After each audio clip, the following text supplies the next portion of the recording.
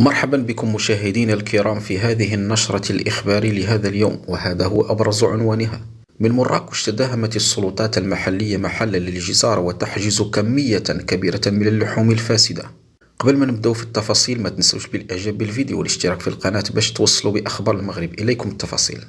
كشف مصدر مطلع لماروك أخبار أن السلطات المحلية بمدينة مراكش قامت بمداهمة محل للجزار بحي المسيرة 1 التابع لمقاطعة المنارة بمراكش، وتمكنت من حجز كمية كبيرة من اللحوم الفاسدة. وأوضح المصدر نفسه أنه تمت مداهمة المحل من طرف لجنة مختلطة تضم ممثلين السلطات المحلية وممثلين عن المكتب الوطني للسلامة الصحية للمنتوجات الغذائية، مرفوقين بعدد من القوات المساعدة، حيث تم العثور على لحوم غير صالحة للاستهلاك. وأضاف المصدر أنه تم حجز كمية كبيرة من اللحوم غير صالحة للاستهلاك، والتي كانت في طريقها إلى بطون المغاربة. حفظنا الله وإياكم.